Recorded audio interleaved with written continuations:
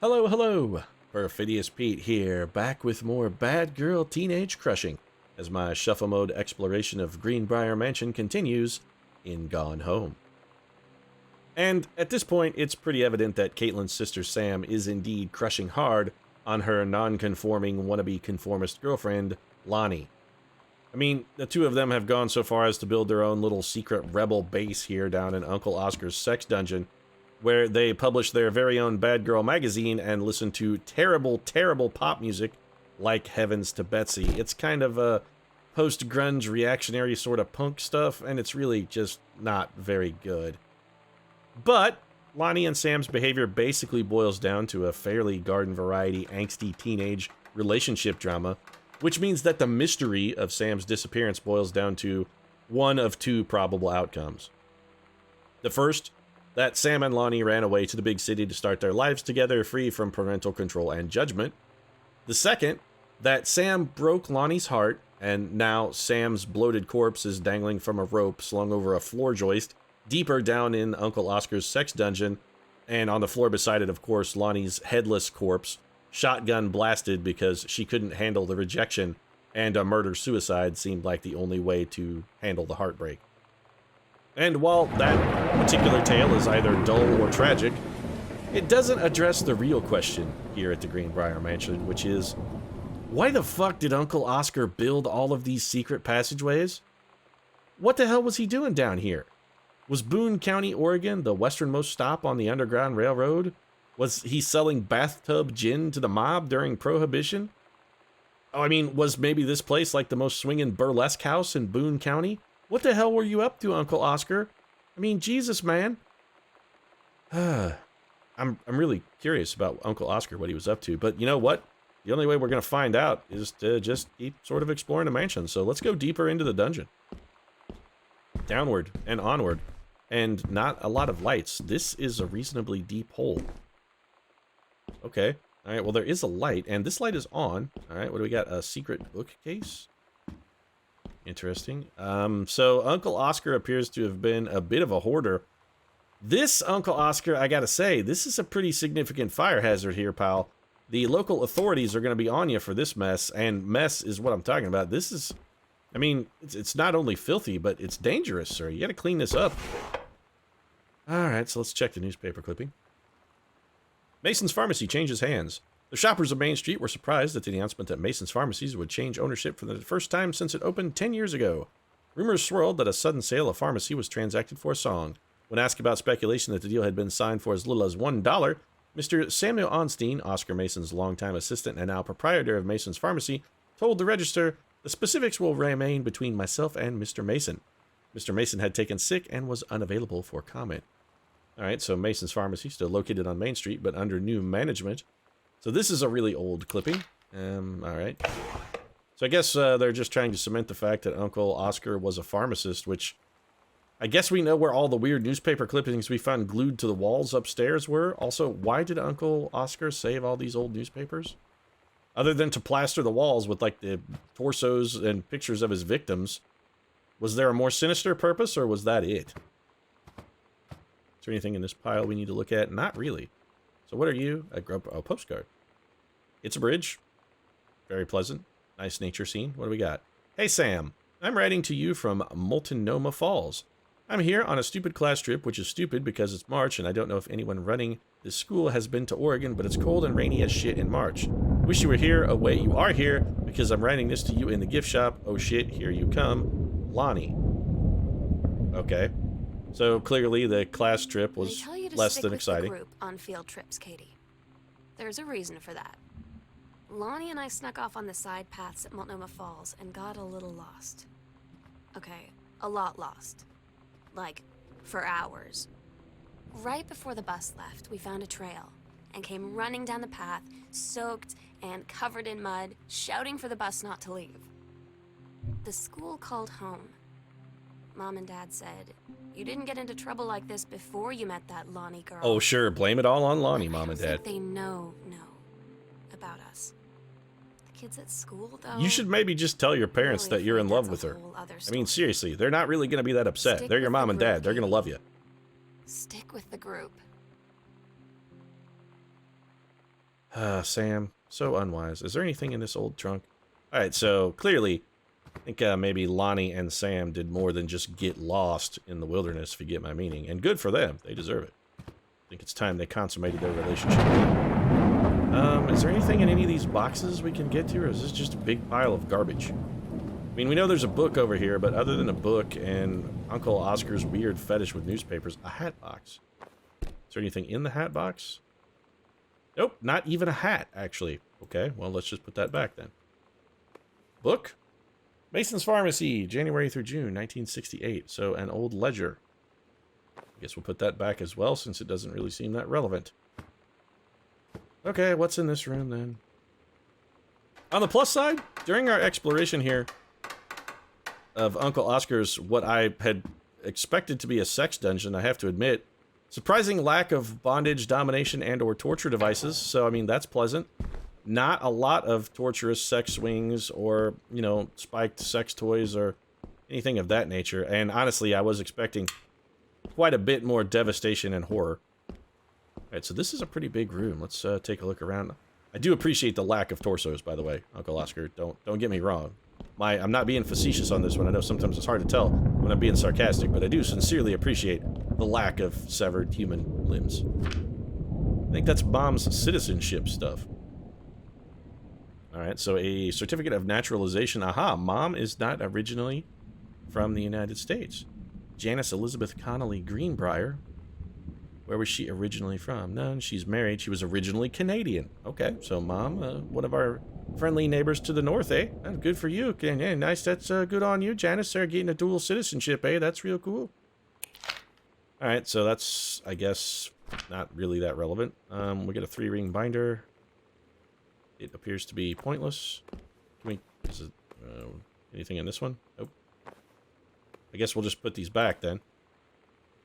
It's always nice to leave things as we found it. I mean, Mom is a big proponent of the leave only footprints, take only pictures method, and that's what we're doing. The accidental savior with something stuck to the back. Oh, a rejection letter, probably, knowing Dad. Dear Terrence, thank you for sending along a copy of your newly published book. An author's first published manuscript is a momentous occasion. I read it this afternoon. I certainly recognize my son in the subject matter, and author's work is externalization of that which he holds dear and which he fears. And in this respect, I believe your work was successful. But the lens through which the personal shown was needlessly clouded by genre cliches and implausible Dimiator, science fiction, Deus Ex Machina? De Ex Machina, I guess, which is the plural of that.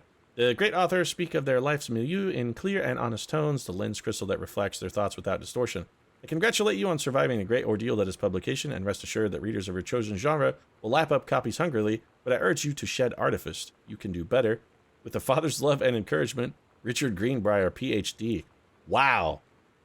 So Dad's dad, Granddad, was a fucking asshole. Wow, what a dick.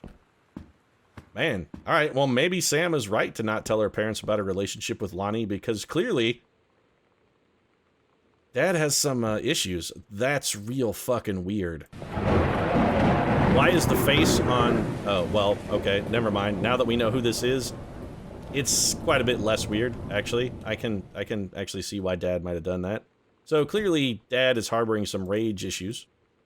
Joyce, A Complete Understanding, Richard Greenbriar, Ph.D. How is this one of Grandma's books? It looks like... So Dad was a big fan of James Joyce. That's fine. I've read Ulysses, gotta say. James Joyce, I think he's a little overrated. He's not bad or anything, I'm just saying. I don't think Ulysses is necessarily the masterwork everyone tries to make it out to be. And Finnegan's Wake is just unreadable shit. Alright, so... Okay, so we're getting a Lonnie and Sam locket. That's nice. We also have a trunk full of clothing, but this does not appear to be Sam's clothing. I'm not sure that scrap was necessarily hugely relevant. I mean, I kind of already inferred that Sam and Lonnie are romantically inclined. Reed College. Samantha Greenbriar, 1 Arbor Hill, Boone County, Oregon. Dear Samantha, congratulations. I am pleased to inform you of your admission to the creative writing track of the Reed College Summer Program for Young Scholars for its 1995 session. We believe you have much to contribute to the Reed College community. Based on your portfolio and academic record, I am pleased to offer you financial aid to cover 75% of the summer's program's tuition and fees. The attached documentation delineates your schedule, optional secondary track choices, and your dormitory assignment. Please remember to submit the attached form if you wish to be eligible for one of the 3 Reed full-time undergraduate scholarships to be awarded to exemplary students at the end of each summer program. We very much look forward to your attendance. Again, congratulations on your admission and best wishes from all of us at Reed College. Sincerely, Julie Morris, Director of Admissions. I'm so stupid. So did Sam run away to was avoid telling going Lonnie to that the I got summer into my program and college spend time summer with Lonnie? program thing. And I was all making plans like, you should come visit me, stay in my dorm room. But she said, Sam, I ship out on June 6th. I was like, ship out? To where? She said, to basic training. What did you think I was doing all that ROTC stuff for? I guess she's been planning to join the army right after high school since she was like 12. And I guess she's really going to do it.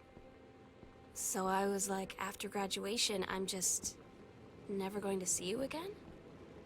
She said, let's just have fun while we can. Ah, so the tables have turned. I see. It's not Sam that broke Lonnie's heart. It's the other way around. Lonnie breaking Sam's heart. Wow, that's some cold, calculated shit. Now I'm expecting to find Lonnie's corpse hanging from the rafters here in the basement. Yeah, she's going to be swinging from a floor joist. You don't break my sister's heart, you bitch. I'm telling you, this kitty has claws. You don't mess around with me, man. You mess with my sister, you mess with me, Lonnie. I will fucking end you. You'll ruin it. You break Sam's heart, and I will fucking destroy you. I mean, sure, I get a bag on my sister all I want, because she's my sister. I'm entitled. I get to fucking rip on her as much as I want. She's my sister. You break her heart, though, and I swear to God, I will claw your eyes out and fucking feed them to you before you die. You don't mess with my family, Lonnie. You don't know me. You don't know what I've been through. Alright. So this dungeon is pretty big. I keep calling it a dungeon, even though it's very clearly pretty much just a basement. Alright, so we got the first floor plan, dining room, kitchen. Oh, so the kitchen was behind a locked door? That's a little weird. We don't know the combination for this safe. Clearly. I don't remember shutting that door, but I must have. Alright, so let's explore this bathroom then. Why did Uncle Oscar have a bathroom in his downstairs arguable sex dungeon? Well, you know what? After you have sex, a lot of times you gotta go take that after piss, so maybe a bathroom is just good common sense, I suppose. Oh, Chekhov's gun's not gonna let this go. We're gonna find another mixtape, I know it. What do we got? Little fizz, right? Ginger ale. Yeah, that shit has a ton of calories. We learned that earlier. X-ray specs. Interesting. Actually, this is not a bathroom, and this is not a tub. This is what used to be a bed.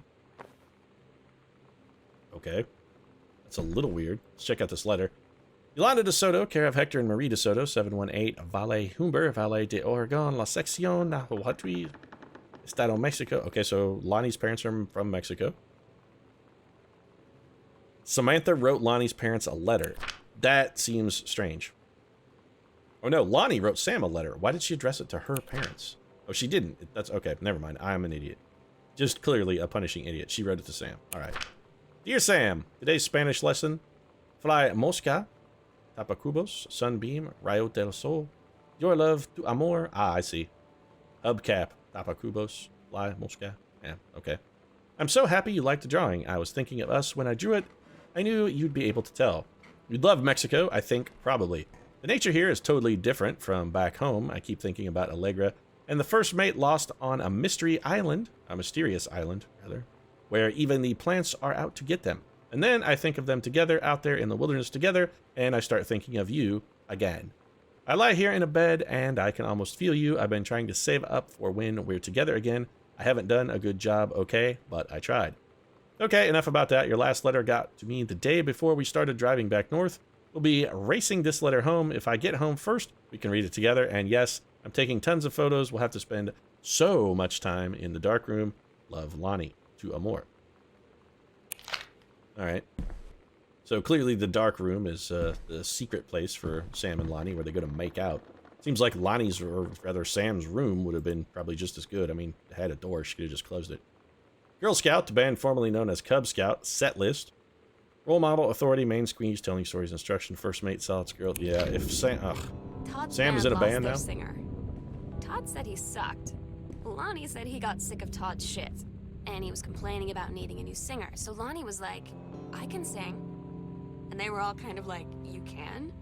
And she was like, probably. But she's been rehearsing with them for like a week now. And I finally got to see them play in Todd's basement today. And she's actually really amazing. Mm-hmm. I feel so... I think I'll be the judge of that, Sam. proud when she's on stage. It's incredible being in awe of someone you love. Mm-hmm. So everybody knows it's like a temporary situation till she ships out in June. But till then, I'm gonna be at every single show. So is it X-ray spot? Let's take a listen here to Lonnie's songstress abilities. Let's hear her musical stylings. Could you tune that guitar, sir? Okay.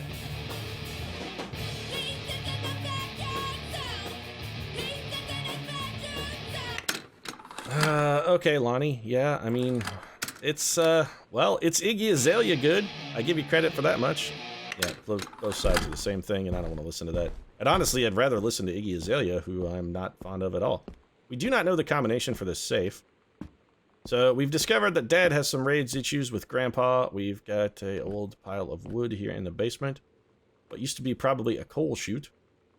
And there is a broken toy pole horse. Fine. Just set that down. Is there anything else in here? Doesn't appear to be. Looks like what would have formerly been a coal chute. Now there's wood. Ah, a scrap. Let's take it into the light so we can actually see it. So it's this month. 2 cases of brandy, 2 cases of 1 barrel of whiskey. Governor remains very pleased with, well, son of a bitch. He was selling bootleg gin to the mob. Well, I see then. So, Uncle Oscar, well, the tunnels are explained. It's bathtub gin. Aw, look at that. Terry, image 12. 10, 11, 9. So clearly Dad knew about the secret tunnels as well, because, I mean, he's been down here from ages 6 and up. So this place is not a mystery to Dad. Why did he just not tell Sam about it? Guest room. Okay, interesting. So, a bell system to let us know. So this is like a servant's quarters then. If they've got the bells down here, this is like a servant's residence. Did we miss anything here? Examine form. Seenwald fine jewelry, Samantha Greenbriar. 2 heart pendant, custom engraving, cash paid, $79.98. Okay. So not that cheap. Sam going all out for her lady. That's good. All right. So I think maybe our basement story-oriented explorations here could be ending. And we read that. We looked at the whole dad hates his dad, kind of grandpa was a douche sort of thing. Get that all checked out. Furnace is over here. All right, so we've got the creepy other side of the house. We did not investigate this room yet, or where it potentially goes. Let's check out back here. First place ribbon. Here appears to be some of Kaitlin's old stuff. K is for kind, A is for amazing, I is for intelligent, T is for talented, L is for lighthearted, I is for important, and N is for nice. I think N is for narcissist, A is for arrogant, I is for self-involved, even though that technically starts with an S. Talented may be true, but we've not really seen a whole lot of evidence of any talent. Anyway, one of my old sex ed assignments. This is the same thing that Sam did. It's the same assignment. And Kaitlin showing not anywhere near her sisters. She got a check plus, though. Hey, fantastic. Although I can't help but notice that this was done by Mrs. Norton, not that bitch Mrs. Myers. So Kaitlin got a check plus for her fucking pedantic, just very extravagantly nice handwriting, though. I got to give her credit where credit is due. Lovely penmanship, Kaitlin. Hey, Mrs. Norton, definitely not quite as harsh a teacher as Mrs. Myers, that fucking bitch. Alright, anyway. Kaitlin also knows how the menstrual cycle works. That's fantastic. So, 2 members of the Greenbriar have championed the menstruation cycle. That's real good. Proud of you, ladies. Bag of chips. Another bag of chips. Let's just put that down. 3-ring binder. Pretty unremarkable. Dear Samantha, I would like to cordially thank you for having me to your abode for the Thanksgiving holiday with your lovely family. I enjoyed the something potatoes, and also it was weird being around your parents for that long, but it was pretty funny how impossible it is for your dad not to be awkward for more than 30 seconds at a time. Very cordially yours, your close friend and confidant, Lonnie D. a fancy man, quite. Oh, it's a drawing of Uncle Pennybags. Dear Miss DeSoto, allow me to take this opportunity to thank you in kind for being such a gracious host of the festivities at your father's estate following the aforementioned meal with my parents. Your family's Thanksgiving feast was the more enjoyable of the two events, I must say. I especially appreciated the time I spent with your grandmother, who is a lovely woman with a sterling taste and a refined air. Let's do it again sometime next year, shall we indeed? Madam Samantha Greenbriar, Esquire. I hate to break it to you, Sam, but to my knowledge, you are not a licensed and bonded attorney, and as such are not typically entitled to use the moniker Esquire, as that is typically reserved for practicing members of the legal profession. Sorry to call you on your shit, but it's like putting PhD after your name when you're not a PhD. Yes, Sam and Lonnie are in love. It's different now. Yes, fancier mash notes. We still hang out all notes. the time like before. But now when no one else is around, well, you know. So you could say we're dating. But it's secret. I would say you've been Secret dating for some time, Sam. I don't know. I mean, I guess that's the real difference. Now when we get off the phone or go home for the night, or it's just quiet and we're alone. Uh-huh. We say I love you. And start making with the boning. Yeah, that's the way a romantic relationship typically works, Sam. Uh-huh. So, fantastic. It's good to see that you finally got around to the making with the sweet love. I think you guys were kind of pent up and repressed. It's good to see that you've overcome that barrier. We've also overcome the barrier of the basement, and I think we'll head back upstairs. I'm assuming this is going to lead us to the rear side of that locked door. Looks like it. Yep. No, it's still locked, though. All right. So we can head back down, but the basement has been fully explored, so I guess we'll go back to where we began this whole little adventure. We've learned a lot about Sam and Lonnie's developing relationship and the fact that they are truly romantically entwined now. That's fantastic, although Sam and Lonnie may be a little heartbroken by the fact that Lonnie is still going to continue with her plans to join the army and perhaps leave Sam behind, since it's my understanding that Lonnie is at least 1 year ahead of Sam in school. But not necessarily a deal breaker. I mean, like 1 semester, actually, like not even a whole year of long-term relationship. If you two can't survive that, you're really not destined to be together. And next time, we'll go see what's on the other side of the house. But for now, I think we'll go ahead and wrap things up. If you enjoyed the episode, feel free to drop a like down in the comment section. Of course, your support does really mean a lot to us. And if you'd like to see more Gone Home, might consider subscribing as well. We will explore the mysteries of Uncle Oscar's, not really a sex dungeon, it's a booze dungeon, as we continue looking around Greenbriar Manor to try and figure out where the lovely Sam and potentially lovely Lonnie, we haven't seen a picture of her, so we don't know, have gotten off to. Right now, however, thanks very much for watching, and we'll see you again soon.